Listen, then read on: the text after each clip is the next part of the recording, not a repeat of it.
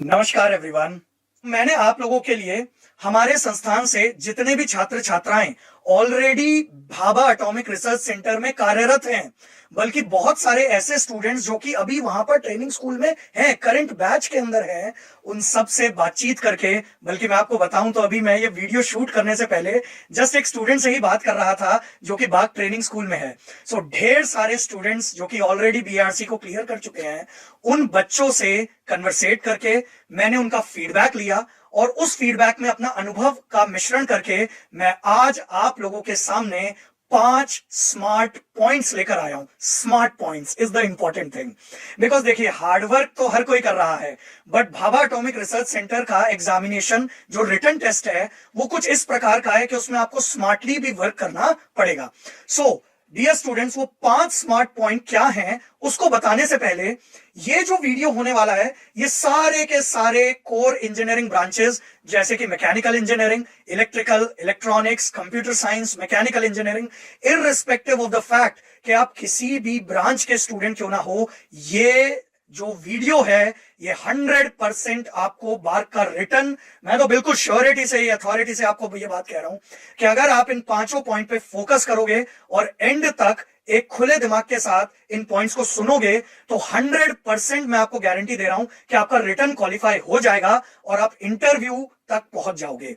तो हम लोग एक एक करके उन पॉइंट्स को डिकोड करेंगे जो कि पूरे स्टूडेंट बार्क के स्टूडेंट कम्युनिटी से हमें मिले हैं।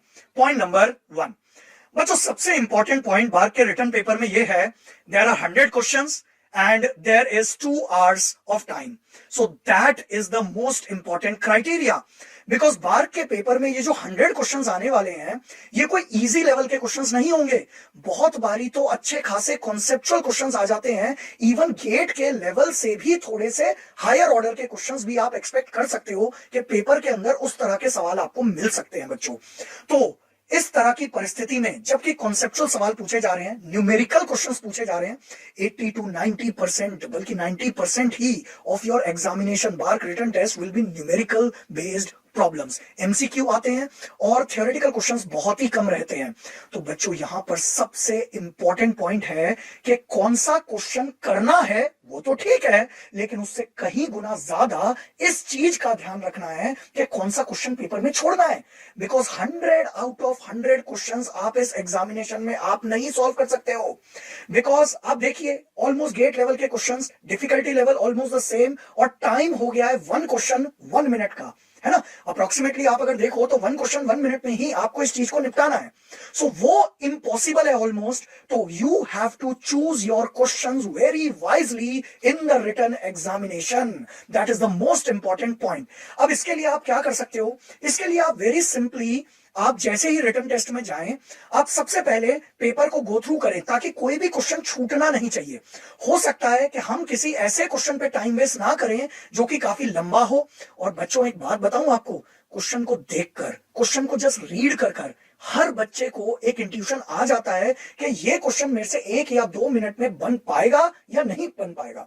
और एग्जामिनर ने भी जानबूझ के पेपर को इस तरीके से सेटअप किया है। देखिए पेपर की साइकोलॉजी होती है, तो पेपर की साइकोलॉजी को हमें समझना पड़ेगा। एग्जामिनर ने भी पेपर को सेटअप इस तरीके से किया है कि बच्चा 100% क्वेश्चंस नहीं कर सकता है।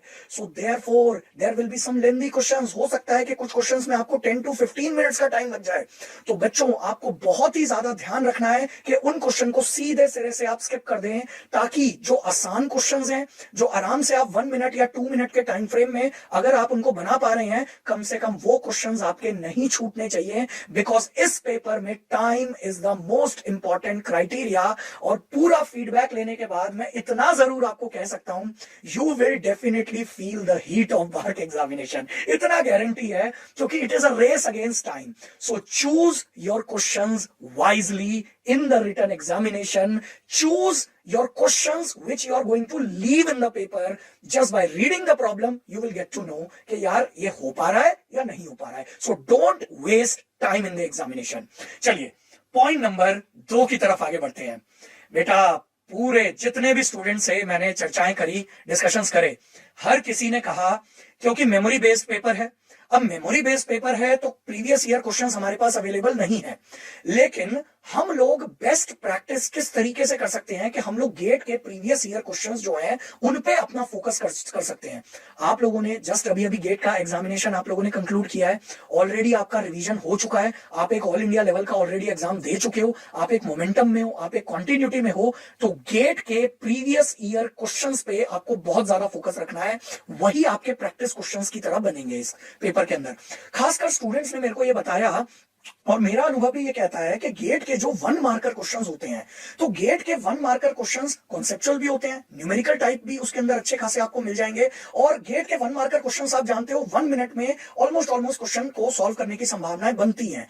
इसके साथ साथ आप इंजीनियरिंग सर्विसेज के प्रीवियस ईयर के क्वेश्चंस को भी आप प्रैक्टिस कर सकते हो। अच्छा, बहुत सारे बच्चों ने यहां पर यह भी बताया कि काफी टाइम एग्जामिनेशन में ऐसा हो जाता है कि प्रीवियस ईयर के गेट के प्रॉब्लम्स 4 से 5 क्वेश्चन शायद एग्जामिनेशन में इस तरह के हो सकते हैं जो कि गेट के प्रीवियस ईयर क्वेश्चन से ही रिपीटिशन, बिल्कुल विदाउट एनी डेटा चेंज, तो उसमें हमको फायदा हो जाता है। अगर आपने प्रीवियस ईयर क्वेश्चंस को बहुत अच्छे से किया है तो बेटा आप डायरेक्टली, अगर आपको आंसर याद भी है, क्योंकि हम जितने क्वेश्चंस ट्राई करते चले जाएंगे हो सकता है हमें आंसर्स भी याद रह जाएं, चीजें भी याद रह जाएं, तो 4 से 5 क्वेश्चंस पेपर के अंदर ऐसे रह सकते हैं जिनको हम सीधा टिक मार सकते हैं अगर हमने प्रीवियस ईयर क्वेश्चंस अच्छे से ट्राई किए हैं। सो पॉइंट नंबर 2 इज कि आप गेट के प्रीवियस ईयर क्वेश्चंस को बहुत ज्यादा अपना प्रैक्टिस सेट मानकर ही चलिए आगे बढ़ते हैं पॉइंट नंबर 3 पे।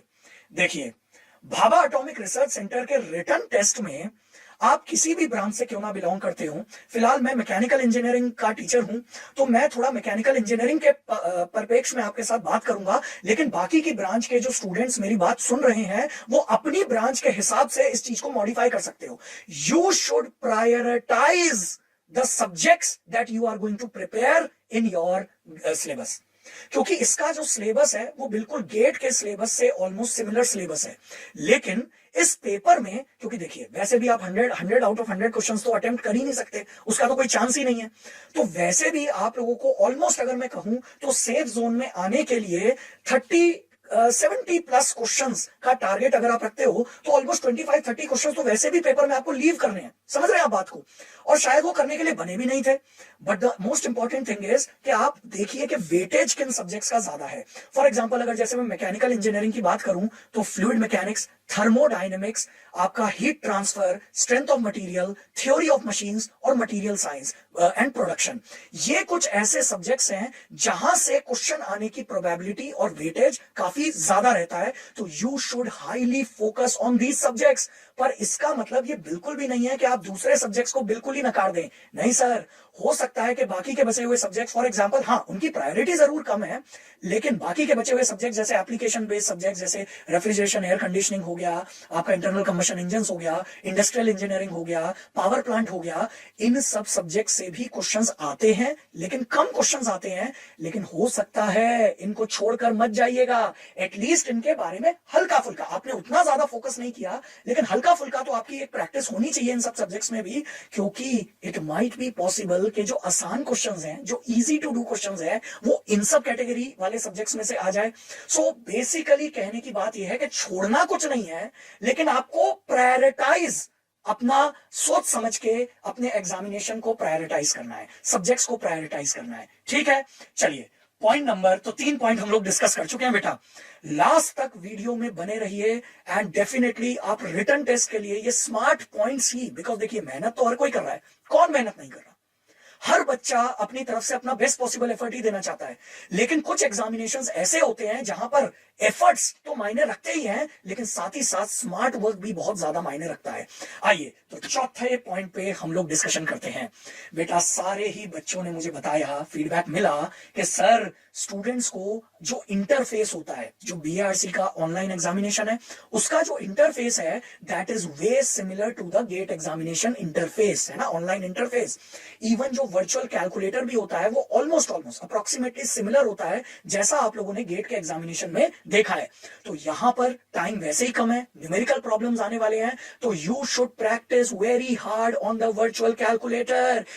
आपके हाथ बिल्कुल सेट होने चाहिए वर्चुअल कैलकुलेटर पे। आजकल तो एप्स अवेलेबल हैं, आप अपने मोबाइल में डाउनलोड कर लीजिए और प्रैक्टिस कीजिए, न्यूमेरिकल्स को प्रैक्टिस कीजिए वर्चुअल कैलकुलेटर पे ही, ताकि आपकी स्पीड बढ़े, ताकि आपकी एक्यूरेसी बढ़े, और आप लोगों को जैसा इंटरफेस गेट के पेपर में मिला था उसी प्रकार का इंटरफेस BARC के रिटन एग्जाम में मिलने वाला है। तो आप अपने माइंड को उसी तरह से ट्रेन कर सकते हो कि एग्जामिनेशन में उस प्रकार से आप गो थ्रू करोगे कि भाई माइंड पहले से सेट है कि इस तरह का मुझे इंटरफेस मिलने वाला है, वर्चुअल कैलकुलेटर पे मेरी प्रैक्टिस है, so that you are able to solve maximum number of problems in the examination. Okay, तो आखिरी पॉइंट बच्चों, नंबर 5, बहुत इंपॉर्टेंट पॉइंट है, बिकॉज मैक्सिमम बच्चे, अब देखो बच्चे तो बचपे हैं, तो बचपने में काफी बच्चे सवाल ये पूछते हैं कि सर BARC का रिटर्न एग्जामिनेशन अगर मुझे क्वालिफाई करना है तो सर कितने मार्क्स लाने पड़ेंगे।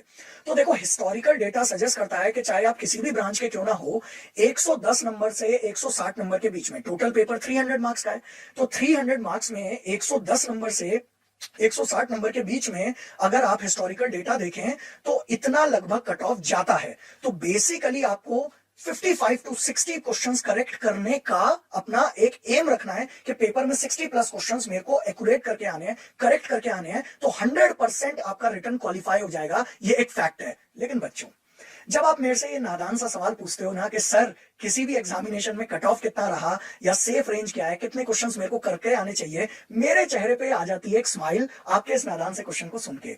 बच्चों, उसके पीछे बहुत ही सरल सा कारण है। द रीजन इज कि जब आप किसी भी एग्जामिनेशन में जाते हो तो आपको कभी भी एक प्री माइंडसेट बना के नहीं जाना चाहिए, बिकॉज हर एग्जामिनेशन हर साल डिफरेंट होता है। हो सकता है किसी ईयर का पेपर काफी आसान आ जाए, हो सकता है किसी ईयर का पेपर काफी डिफिकल्ट हो जाए। समझ पा रहे हैं आप बात को? तो आप लोगों, अगर पहले से ही आप माइंडसेट बना के जाओगे तो आपको वो एक प्रेशर फील होगा, एक स्ट्रेस फील होगा उस चीज का। तो उससे कई गुना बेहतर है कि जब आप एग्जामिनेशन हॉल में वहां पर उस करंट परिस्थिति में बैठे होंगे, आप मेरिट के बेसिस पे उस दिन ही जजमेंट करें कि पेपर का लेवल किस तरीके से है और क्या बेस्ट पॉसिबल वहां पर एफर्ट्स आप डाल सकते हो ताकि आप मैक्सिमम नंबर ऑफ क्वेश्चंस वहां पर सॉल्व कर सकते हैं। तो आपका एम कभी भी माइंड में ये नहीं होना चाहिए कि मैं 60 क्वेश्चन करके आऊंगा, मैं 50 क्वेश्चन करके आऊंगा। नहीं नहीं नहीं, ये गलत बात है। आपका पेपर में एम हमेशा होना चाहिए कि एग्जाम हॉल में मेरिट के बेस पे, उस दिन के बेस पे, उस दिन की परिस्थितियों के बेस पे मैं जजमेंट करूंगा और जो भी मेरे से बेस्ट पॉसिबल एफर्ट्स उस 2 घंटे के अंदर मैक्सिमम मैं क्वेश्चंस कर सकता हूं, I will do it with the utmost accuracy and utmost perfection. Okay, so बच्चों, अंत में ये पांचों के पांचों पॉइंट मैं रिवाइज करवा देता हूं आप लोगों को। इसको आप कागज पेन से नोट भी कर लीजिए रजिस्टर में कहीं पर, और बल्कि मैं तो कह रहा हूं कागज पेन से रजिस्टर में नोट करके अपने स्टडी टेबल पे आप लगा लीजिए आगे। हमेशा आपकी नजरों के सामने रहने चाहिए, because this is not about hard work, this is about smart work. Point number 1 was choose your questions wisely in the exam hall, because her question में आपको सॉल्व करने की जरूरत नहीं है। कुछ लंबे क्वेश्चंस जानबूझ के एग्जामिनर ने क्वेश्चन पेपर में डाल रखे हैं जो कि आपको सॉल्व करने की आवश्यकता वहां पर नहीं है। नंबर 2, गेट के प्रीवियस ईयर क्वेश्चंस बहुत ही इंपॉर्टेंट है ताकि आपकी एक प्रैक्टिस बन सके कि किस प्रकार के क्वेश्चंस पेपर में पूछे जाते हैं। पॉइंट नंबर 3 क्या था हमारा, कि हमें सारे सब्जेक्ट्स को प्रायोरिटाइज कर लेना है उसके वेटेज के बेसिस पे। जिन सब्जेक्ट्स की वेटेज थोड़ी सी ज्यादा है उसकी प्रैक्टिस हम थोड़ा ज्यादा करेंगे, उस पे फोकस हम थोड़ा सा ज्यादा रखेंगे। लेकिन इसका मतलब ये बिल्कुल भी नहीं है कि बाकी के सब्जेक्ट्स को हम छोड़ेंगे, लेकिन हाँ, उन पे हम अपना फोकस, एनर्जी जो है वो थोड़ी सी कम भी डालेंगे तो चलेगा, कोई दिक्कत की बात नहीं है। पॉइंट नंबर 4 था बच्चों कि इसका जो एग्जामिनेशन का इंटरफेस है वो ऑलमोस्ट गेट के पेपर के इंटरफेस से सिमिलर है और वर्चुअल कैलकुलेटर यहां पर अलाउड है। तो you should practice hard on the virtual calculator because it is time के अगेंस्ट हमारी रेस है। तो वो तभी हो पाएगा जब आप बेस्ट पॉसिबल एक्यूरेसी और बेस्ट पॉसिबल परफेक्शन लाओगे, कहां पर, वर्चुअल कैलकुलेटर पे। और पॉइंट नंबर 5 ये है कि प्री मेडिटेटिव स्टेट में आप ना जाएं, कुछ भी पहले से डिसाइड ना करके जाएं एग्जामिनेशन हॉल के अंदर कि भाई मेरे को इतना। देखो, हिस्टोरिकल डेटा हमें सिर्फ एक सजेशन देता है, लेकिन हमेशा बेस्ट टेक्निक यही है कि आप पेपर को उस दिन उस पेपर के मेरिट के बेसिस पे जज करके आप तो अपना बेस्ट पॉसिबल परफॉर्मेंस बार के के रिटन टेस्ट में देकर आए। बच्चों, गेट का एग्जाम हो चुका है और ये जो BARC का एग्जाम है ये एक बेहतरीन मौका है।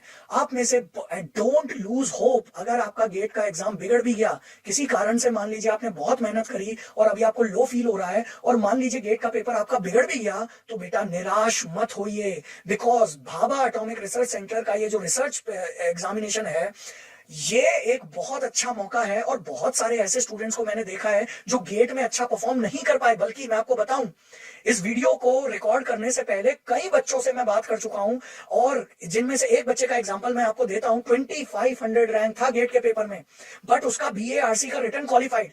सो आपने गेट में कैसा परफॉर्म किया है उससे कोई मतलब नहीं है। This is an independent paper and हर पेपर इंडिपेंडेंट ही होता है। You should give the best possible efforts, क्योंकि चाहे आपकी नीचे की भी रैंक क्यों ना रही हो, लेकिन यहां पर आप इस एग्जामिनेशन को डेफिनेटली निकाल सकते हो। So give your best possible efforts. So on that note, our constant support is with the student community. Please remember the 5 smart points that I discussed with you. This is Varun Sir signing off. Jai Hind. Namaskar.